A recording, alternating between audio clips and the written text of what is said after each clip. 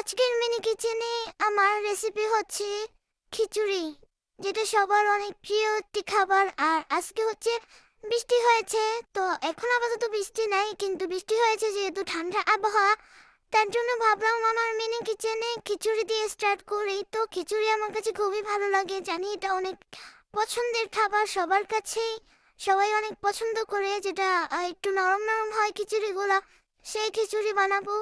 তো যদিও বা খিচুড়িটা খুবই অল্প, তারপরও অনেক মজা করে বানিয়েছিলাম খিচুড়িটা। তো খুবই সহজভাবে, যে এখানে সব আমি রেডি করে নিয়েছি আগে থেকে, তারপরে হচ্ছে এখানে সব উপকরণ একটু একটু করে দিয়ে দিব।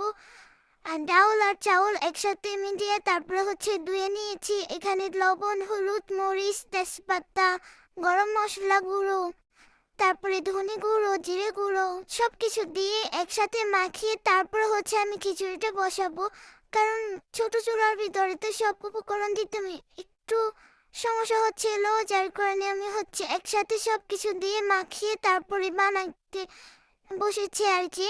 তো এখানে হচ্ছে এই যে আদা রসুন এগুলো দিয়ে দিয়েছি, তারপর হচ্ছে একটু নাড়ানাড়ি করে তারপর হচ্ছে পানি ঢেলে দেবো। এভাবে খুব সহজেই বানিয়ে নেওয়া যায় খিচুড়িগুলা। আর এখানে হচ্ছে আমি ভাতের চাউল ইউজ করেছি, পোলাও চাউল করলে আর একটু তাড়াতাড়ি হতো, কিন্তু আমি পোলাও চাউল দিতে বলে গেছি, পোলাও চাউল না দিয়ে আমি ভাতের চাউল দিয়ে করেছি। তো তখন হচ্ছে আমার খিচুড়িটা হইতে অনেক সময় লাগছে। আর আমি এখানে বসে বসে তো একদম মানে বিরক্ত হয়ে গেছিলাম, কারণ অনেক টাইম লাগতেছিল খিচুড়িটা হইতে। তো এতক্ষণ তো আর ভিডিওতে দেওয়া যাবে না, কাটকুট করে তারপরে হচ্ছে ভিডিও এডিট করে কমিয়ে ফেলেছি। তো এই যে এখানে বসিয়ে দিয়েছি, আর জাল ধরাইতে তো আমার 1 ঘন্টা প্রায় লেগে গেছে, কারণ আমি জাল ধরাইতে পারতেছিলাম না। আর আমার কাছে তো কেরোসিন তেলও নাই যেটা দিয়ে আমি জাল ধরাবো, কিন্তু আমি একটা ম্যাচের কাঠি প্রায় অর্ধেক শেষ করে ফেলছি।